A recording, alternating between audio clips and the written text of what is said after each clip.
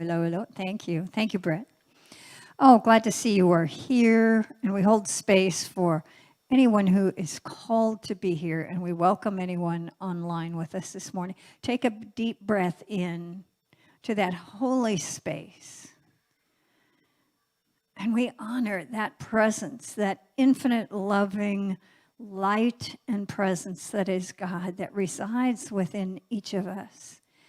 And as we gather this morning, we honor that energy in everyone else.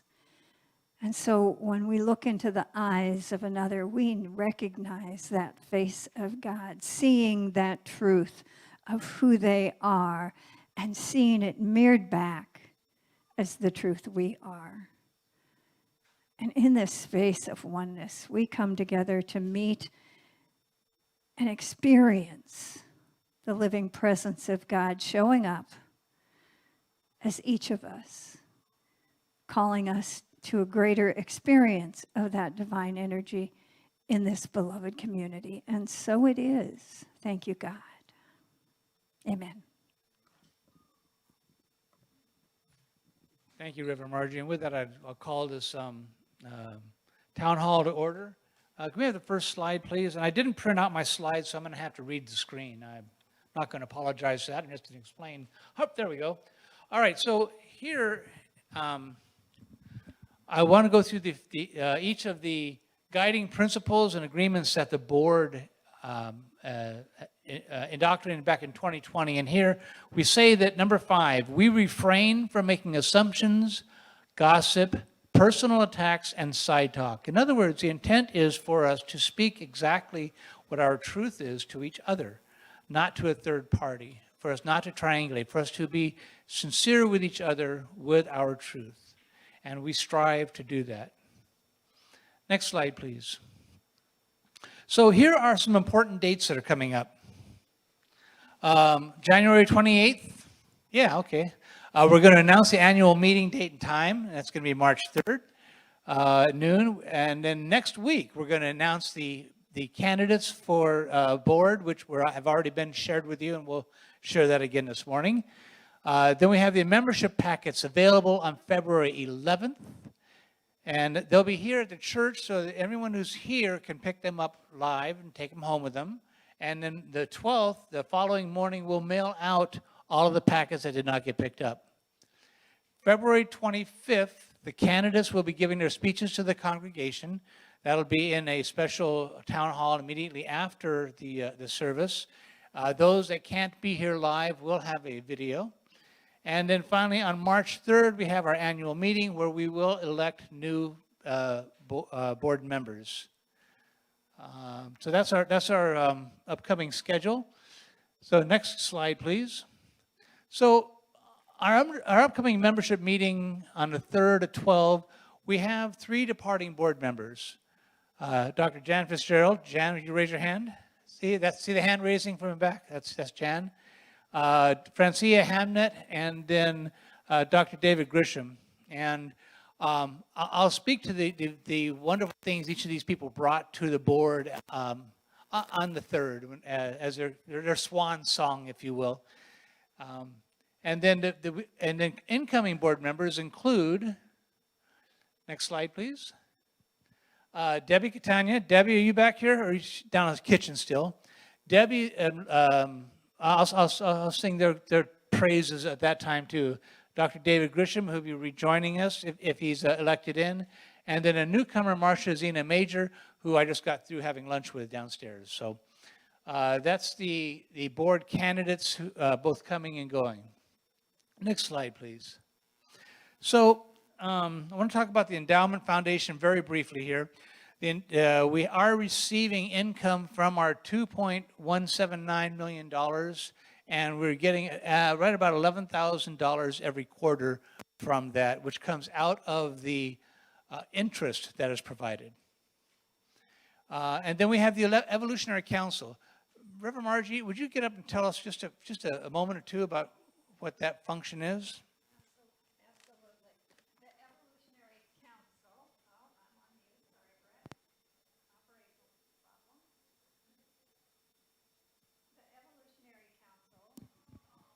is an aspect of, the Evolutionary Council is an aspect of all of our work in the integral ministry practice. And the council is a team of people who will engage in several survey processes within our community. The first one is Conscious Conversations. It's a very short, simple, concise interview that we want to have with every congregant.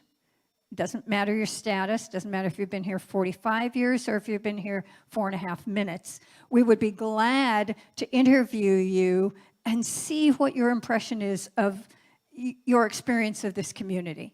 And are we living fully into our mission centered in God? We are transforming lives and inspiring people to make a positive difference in our world. And a team of people will be assembled. We have about 8 or 9 who have said yes so far, and I would welcome more. The more of the interviewers, team members we have, the fewer each of us need to execute in interviews. And then we will spend several weeks speaking with all of you in our community and just finding out sort of the pulse of things here. And then that team sort of collates this narrative data into themes that we can all learn from what's going well here in our community. And if you are a person with good listening skills, we would invite you to raise your hand to either Thomas Gallagher or, well, actually to me, because Thomas is gone for several weeks. Let me know that you would be interested in learning more about being on the Evolutionary Council team. Then after we've concluded that project, there is a second step called Mapping What Is, which is a survey of all of the activities, positions, functions, everything that happens here in our community, and seeing if that we are engaging those things at the highest level to fulfill that evolutionary purpose of transforming and inspiring.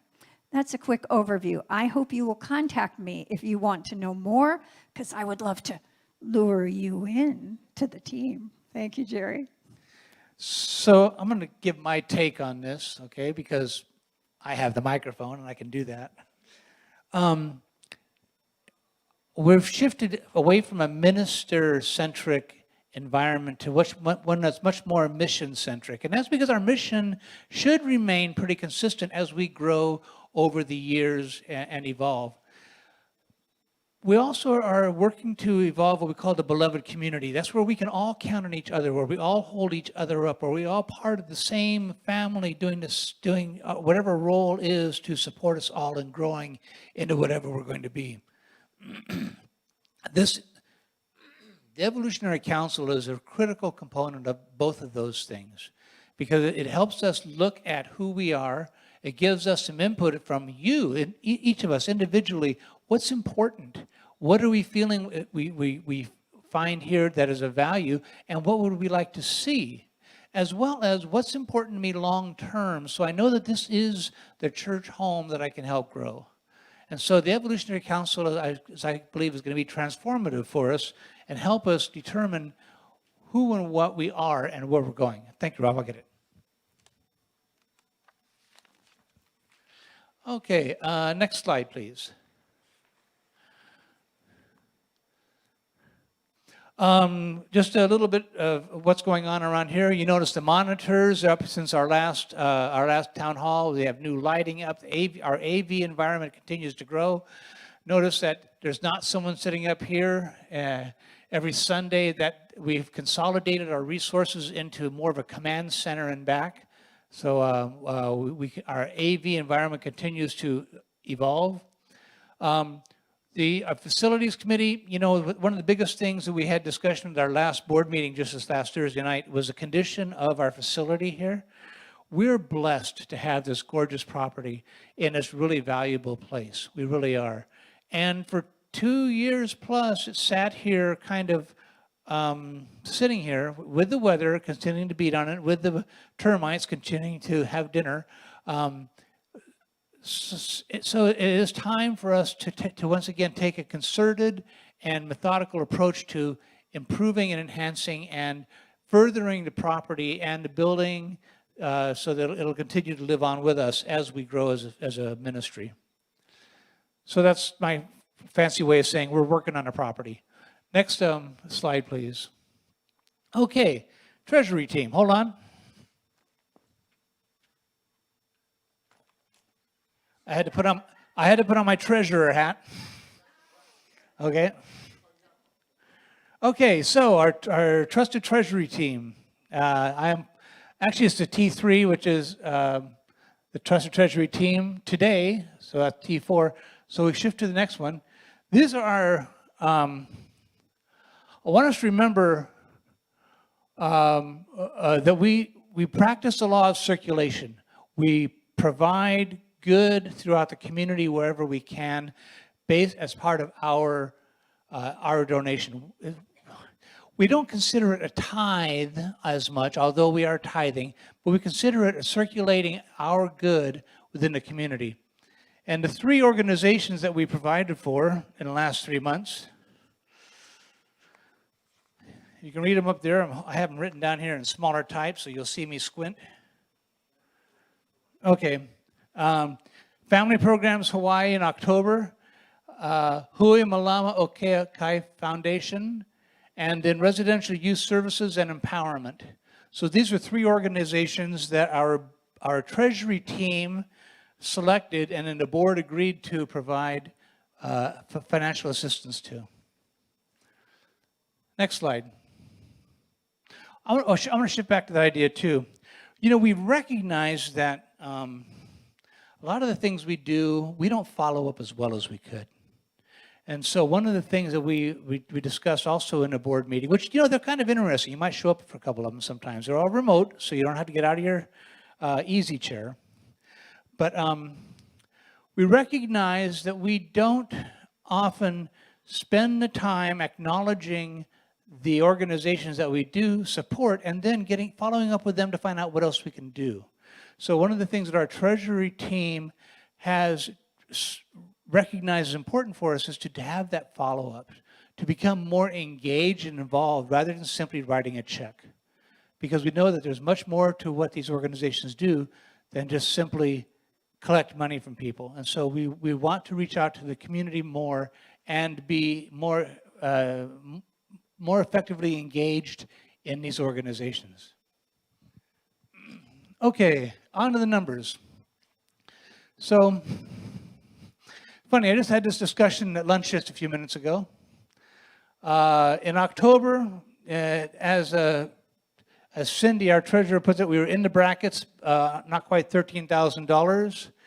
And in November, we were in the brackets, not quite, about just over $10,000. And in December, we were in a positive. We had a surplus of $13,300. So you can see that we still continue to have a fluctuation in our revenue and our balance. And if we go to the next slide, for the year, here's how the net revenues came out. Was we had a revenue of almost $426,000. We had expenses of over $447,000. So we had a net operating revenue of negative $45,000. So someone asked me at lunch and said, okay, how are we going to make that up? We have currently a positive balance of about $50,000 in our reserve fund. So it's not like we're out of money. We see funds as a circulation of good through us, just like we do everything else that is part of who and what we are. We do reach out to ask for assistance to help build our reserve fund. Someone asked us today at lunch about what the reserve fund is, and we use the reserve fund to give us the funds located in a spot where we make conscious decisions about how we're spending our money. We don't just have it in a lump sum where we can write a check against us. This gives us the opportunity each month to look at what's going on, what's important, where we want to put those funds, and make a conscious decision to pull the funds out of reserve and use them. Now, this is part of what the Evolutionary Council is going to help us do, is they're going to help us take a really hard look at everything we do and look at where we leak energy, where we leak spirit, where we leak funds, and look at what is really going to help us stay on course with our mission, and take a hard look at what's really important to us and what are some of those things that we may just be doing because we've always done them. So it's time to take a fresh look at everything, and that's going to happen right after it's going to begin right after the membership meeting. Next slide. So everything that I've tried to express today is based on our mission and vision. And so our mission, centered in God, we transform lives and inspire people to make a positive difference in our world. That's what everything is going to be measured against. That's our intent. That is our credo. And how are we going to get there? Because centered in God, we elevate global consciousness through the realization of oneness. We recognize the oneness that is present in all of us, not only those sitting here and those online, but everyone we share in our world. Any questions about the Treasurer's Report? Yes. Hold on. Okay. I'd be disappointed if you didn't.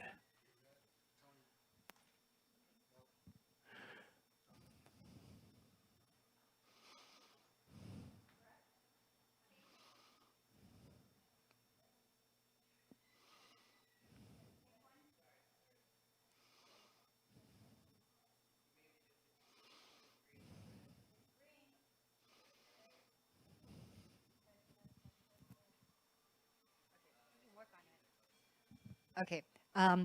So we just attended a condo association meeting, and so my head's, kind of been in that. And one of the things that they talked about is our reserves and whatnot. And the reserve for a condo association is a backup, maybe for unexpected expenses and stuff like that, but also because there is a forecast of, upcoming and necessary improvements or repairs that will have to be done. Is that baked in? Is there something like that? Yes, there is. And thank you for that question, because that wasn't clear from where I spoke here. We do have restricted funds, which are maintained specifically for projects or initiatives that need to be done. For example, the audiovisual money comes out of the audiovisual. Some people donate directly to that, and we have some money that's put aside for that. We're going to need to have the buildings all tented, and so we will budget for that, and we will take probably do a fundraiser for that to make that happen. That money will be set aside for that function. We do have money set aside for the grounds, all right? All of those things are not within the reserve. The reserve is available for the board to use however they feel is appropriate, which might be some of them might go to those things, but generally we keep that available for operating funds, make sure the lights can stay on and we can keep the doors open. But we do have restricted accounts set up for those types of specific things. Debbie, would you like to speak to that? You're the most familiar.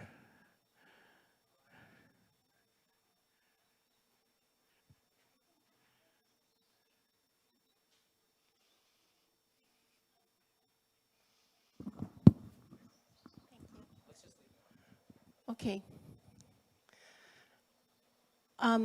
Yes, we have restricted funds, and there are monies that have been donated for specific uses. Like Jerry had said, the audiovisual, we've got a music fund, and then there's also separating any prior fundraisers that we had. In addition, with the restricted funds, whenever monies come in from the Endowment Foundation, we've set it up so that that money goes also into the restricted fund, so that we can create a robust fund in cases where operations, might need some additional boosts, or any of our other any of our other items that we're looking at. You have a question, Alice? So the endowment fund monies go into restricted or reserved? Reserve. Okay. Yeah. Reserve and restricted kind of, well, it's not necessarily the same thing because the reserve is one of the many funds that are in the restricted account. So that answers part of my question. The other part of my question is whether we have some kind of forecast, not just things that pop up like, okay, we're going to have to tent or we're going to need to, replace these things or whatever, but like an actual maintenance schedule because that is going to be necessary. I'll give you the most honest answer is no, okay? That's the most honest answer. However, that doesn't mean that we're not aware of those things. And it doesn't mean that we're not planning for those things. But I cannot tell you that we have a 5-year strategic plan for which we're setting aside funds to accomplish those things down the road. That's one of the things we hope to do, okay? But I'd be out of integrity to say that, yes, we've got that in place at this time.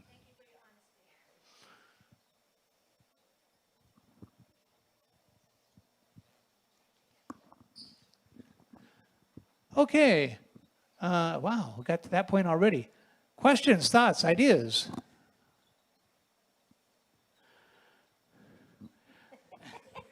I'll just sit in this row, shall I? So just a quick question. Sure.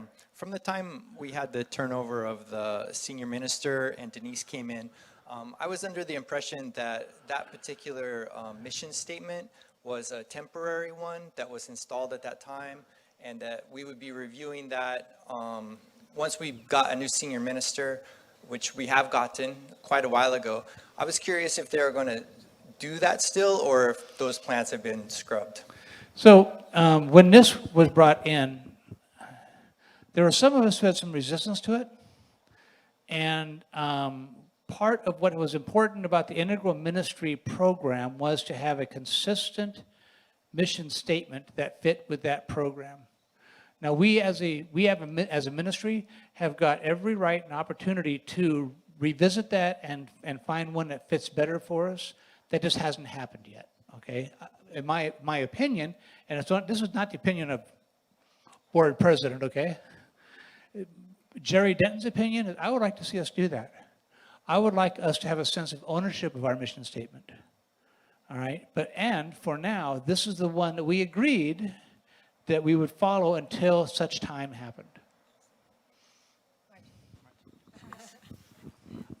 Yeah, I just say that because since we are based in Hawaii, I would really like to see some of the principles of Aloha and some of the principles that are of Hawaii incorporated into that mission statement for our church. I don't know if the rest of the congregation feels that way, but I feel like it's such a special place here. It's something that's important and that we should lean on, or I think a lot of people resonate with that. Yeah, and I'm certain, I hear what you're saying. I really do hear that. And I'm certain a lot of people have got a lot of different views, and I believe it's important that we hear them all. I think that's part of what the Evolutionary Council is going to help us hear, is what really we would like to have represent who we are. And so I think this is a really opportune time for us because we have a program. I mean, okay, I'm candid, okay? I got nothing to lose. I don't necessarily feel that everything in the Integral Ministry program works for me personally, okay? I do believe, though, it is it's a guide, it's a pathway forward. It is something for us to look at, something for us to embrace, something for us to understand that church today is not, this church is different from when I first walked in here 30-some years ago. And 30 years from now, it's going to be very different from what it is now. How do we maintain the message of unity here in such a way that people can hear it, they can experience it, They can grow, they can transform themselves. How do we do that? I don't know. I want to be a part of figuring that out, but I don't know. I really don't know. So your points are well taken. Let's look at it. I like being in the question. I like saying, wow, I didn't think of that. I like that. So, and I think that's what the Evolutionary Council is going to do for us. I really believe that's going to happen for us. I would echo that since I'm the coordinator with Tom. So I look forward to your interview, Drew. Okay, great. In response to that, Jerry,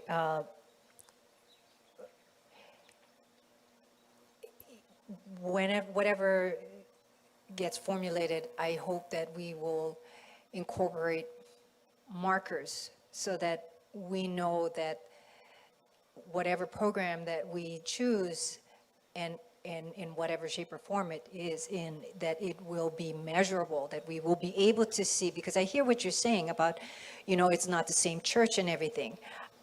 So I want to see that whatever we choose is going to make a difference, that it will, we will reach more people, we will see more butts in the seat. Pardon, can I say butts? You can say anything you want, okay? But yeah, that's just my opinion.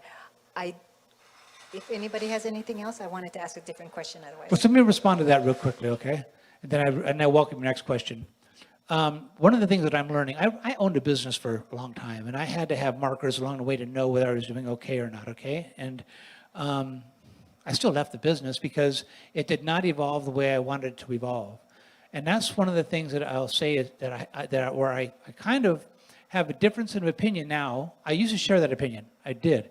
But I recognize that I don't know how things are going to change. I don't know if the plan I make right now is going to work 3 years, 5 years down the road. I don't know that. So part of what the Evolutionary Council and the Integral Ministry Program is about seeing how things evolve and responding to and being part of the growth that happens rather than confining ourselves to how we think the growth is supposed to be. So I think there's a blending, is my personal opinion. I think there's a blending there. I do. I think we have to pay attention to what's going on. We really do. And not get so locked into what we think is supposed to happen that we don't allow to happen what is supposed to happen. I mean, if that's part of what Johanna's message this morning was about faith, is when I'm telling my son what he's supposed to do, I'm not having faith in the fact that he's a different person than I am. You have one more question? Yes. Well, one more comment first and then the question. Could we please get more regular updates, like with the minutes? I haven't seen any of the board meeting minutes outside, and the last time I checked online, I didn't see any.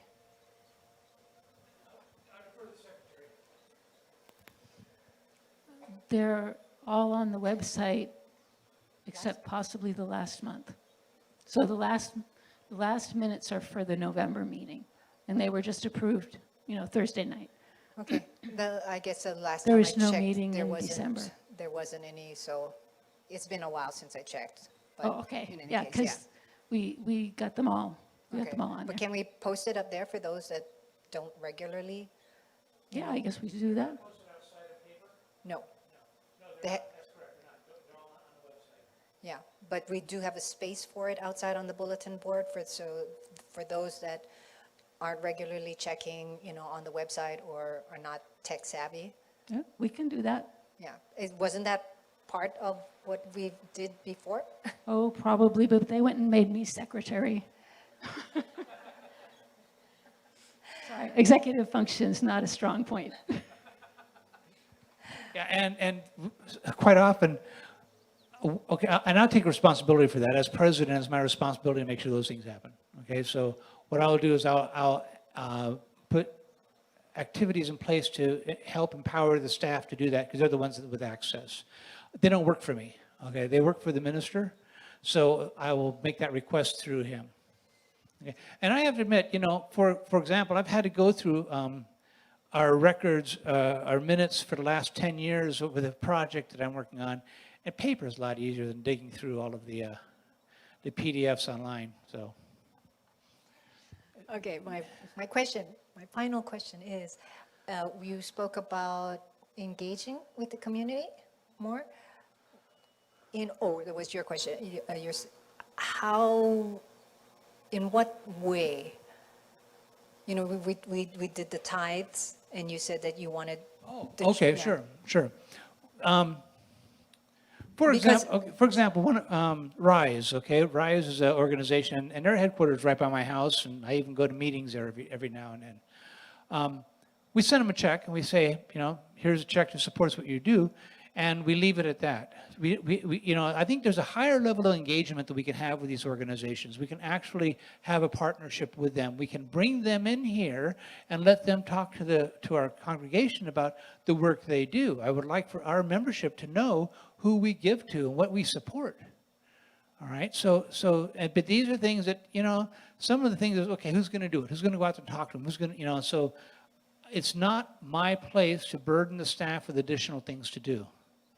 And I have 9 board members, all of whom have got busy lives.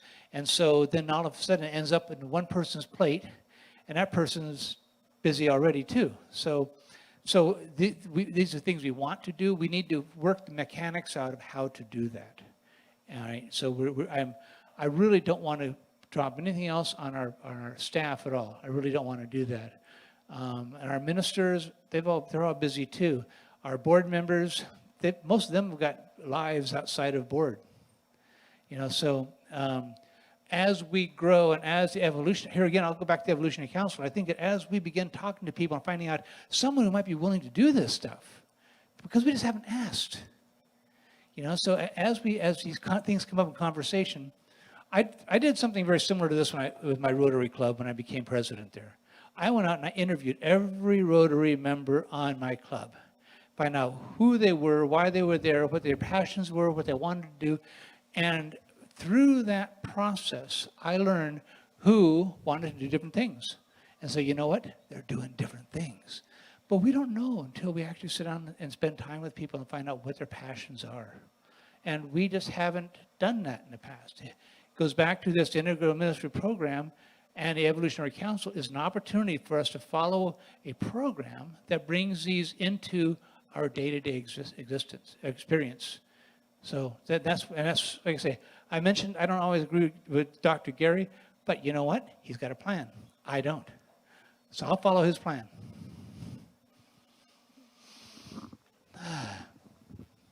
Any other questions or thoughts?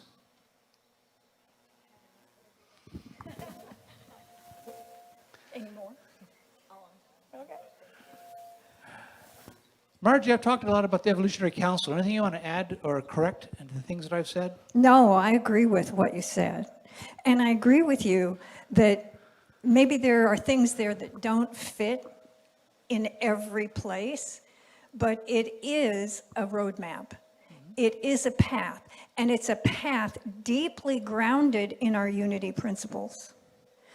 I know there was a lot of rub about the evolutionary purpose, the mission statement. But what it can show us is that we're doing what we're here to do. We're living the purpose. It is a measurable way to see this community. Are we transforming lives? And if we're exposing that to the full community, we're seeing the benefit of living in these principles.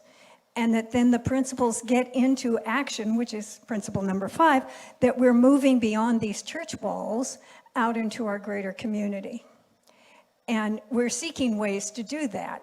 For all of us who have business background, we've been so grounded in let's lay out the 5-year plan and then put the action plan in place and move those steps forward. Yes, and as a spiritual community, we're calling ourselves to be in touch with that movement of spirit, to see what also wants to emerge that we couldn't imagine from one stationary point. So it's that roadmap for me is a blending both of the pragmatic things that support a well-run organization and having that arise out of the wisdom of spiritual practice and spiritual truth. So that's my 2 cents worth. So I want to share just a little story. I've said this before, and I will again. It's funny, maybe I guess it was 6 years ago, the Strategic Planning Committee was meeting up in room 201. And I remember thinking to myself, you know, we keep losing ministers. We need to have something more mission-centric. Margie was there, and she said, yes, we should do a mission-centric thing. So in that meeting right there, it was evolved. And she said, and I know this guy. I know a guy. And so now, these years later, you know, that has borne fruit. And it sure wasn't what I envisioned, okay? It wasn't. And I'm glad, because my visions are not always really accurate.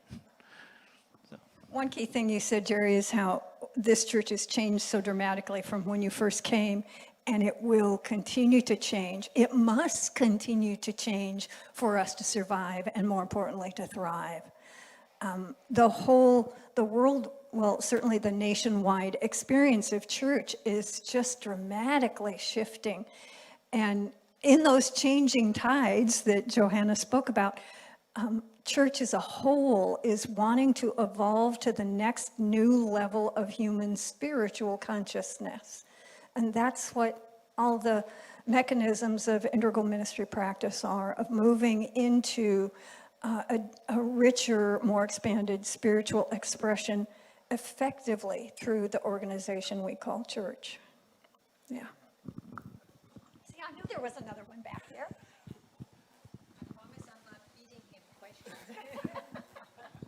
Okay, as we talk about the integral ministry process, at what point do we take a real hard look at it and be like, is the things that we are trying to implement from Dr. Gary, is it happening? Is it successful? Do we see a success in it? Do we see the things that were promised or sold to us in the beginning, that we essentially paid for a lot of training and what's it called, having somebody coach us through this? At what point do we, and I asked Reverend Tim this, and he didn't give me a great answer, but at what point do we take a hard look at that and be like, is this actually working? Or do we need to come up with another plan? My initial reaction, and I'm checking to see, I think it's pretty much heartfelt. I really believe the Evolutionary Council is going to help us do that. And I think that's because when they sit down with people and say, what's working for you, what's not working for you, you know, and someone says, well, I don't know about this integral ministry thing, you know, and we start to hear that there's not understanding, it's not working, it doesn't seem to be part of the plan for those people who want to be here. And that's what this is about, is for us to learn from the people who are here, why they're here, what's keeping them here, what will help them stay here, what will make them bring friends. Those are the things that for us to learn. And if we hear them saying, I don't know about this, I remember back in the olden days when I liked it better back then, or this is missing for me, you know, we now have people I really believe will be in integrity and report honest feedback to us. Of course. Not a question, just a comment. And I really appreciate that you guys are going to be polling the regular community and getting everybody's opinion on what they think. It seemed like for a long time that there's a little bit of separation, and maybe you guys didn't get the pulse from the community. So I appreciate you're going to take steps to find out what it is. I believe there's always a sense of separation because we're human. And we feel like if we're not on the inside track, that we don't know what's going on, and they don't know what I'm really thinking, you know? So, and I think that's just part of our being human. And I'm hoping that we can spend the time to hear each other and grow beyond that. That's my hope.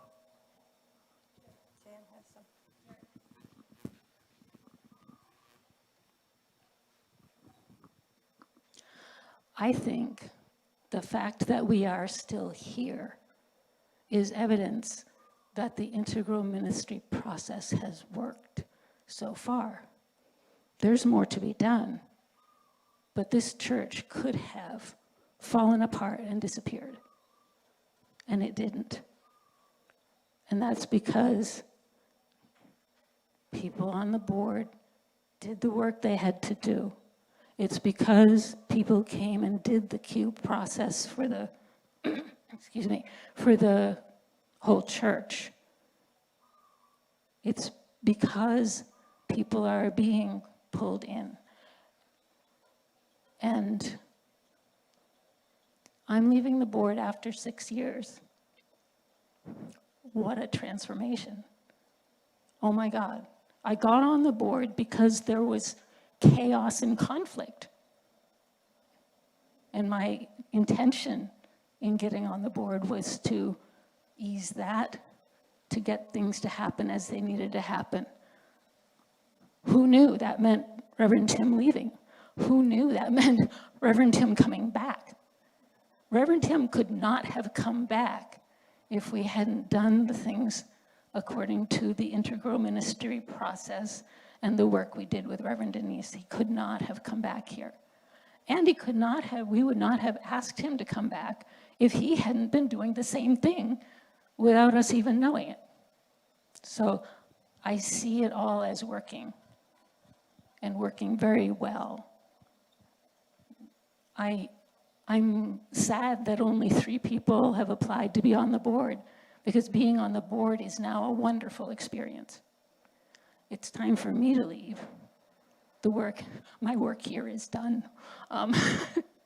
And people who have more business understanding are going to be a good addition at this point. It's really, it's just that big a change. Thank you. You know, sure.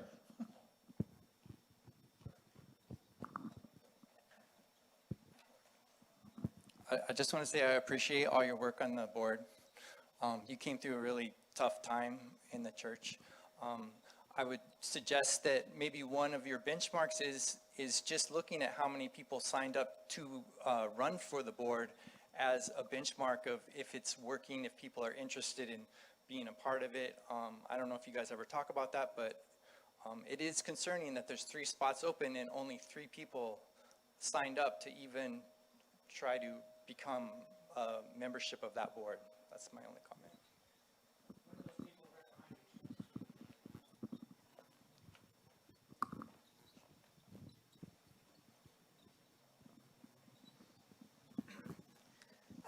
This is really just a comment. You know, this is all brand new to me. So I'm coming from this like, you know, an infant. But I think there's some value in having such a sort of innocent perspective. And I have never done this before. I mean, so it's, you know, I'm really glad I came to this. And so one of the things that really strikes me, knowing nothing, is that in the end, all of the growth financially and every other way begins in this room. I mean, it seems like everything starts from the ground up. It starts from the people that are coming here and that are sitting in these chairs. And this evolutionary council idea, which obviously has never been put forth before, seems like such a fundamental, necessary first step. Because if there's nobody in the chairs, the top topples. And no matter how good the people are at the top, there's no foundation. The people in the chairs are the foundation. And so the Evolutionary Council, where you're actually going and talking to every single person and asking these questions, it just seems like so profoundly necessary and fundamental and good. So that's my comment. Something that occurred to me as I'm looking out amongst you here, you know, we have board member, board member, board member, former board member, former board member. And then we have 2 people in the audience who are prospective board members going to be voted on. And each of us have had a profound effect in the board. We may not understand the profound effect. It's just like you know, I mean, Allison, you found yourself in a position where you said, I don't want to be on the board anymore. And you made that conscious decision. We talked about it, and it was right, what was right for you to do. That was a very profound move for you to make. It made me look at my position on the board. So every action that we have, that we take as board members has an impact and is part of our evolutionary growth. It is. We don't grow linearly. We grow in leaps and bounds and in ways we had no idea would be, okay? One of the things that I will express is that I so appreciate, adore, and love the people I have served with. I just have felt so profoundly blessed. And so for me, I look forward. I look forward to what's going to happen. I don't know. I don't have answers. I don't. But I believe something's going to happen. Good, bad, I don't believe in.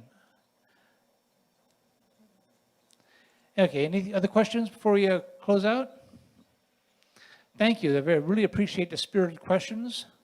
And next time we'll just set a mic stand up next to you guys, okay? No, and I do appreciate your questions. I really do. If I poke fun at you, it's out of adoration. All right, then last slide. Let's gather in a circle.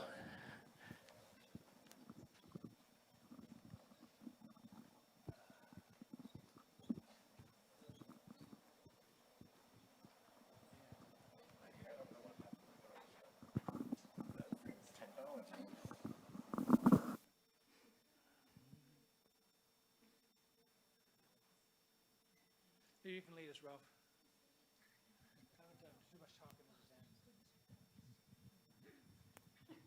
Oh, before we sing this, I would say a deep breath. One of Margie King's deep breaths. Weave us together. Weave us together in unity and love. Weave us together. Weave us together in unity and love.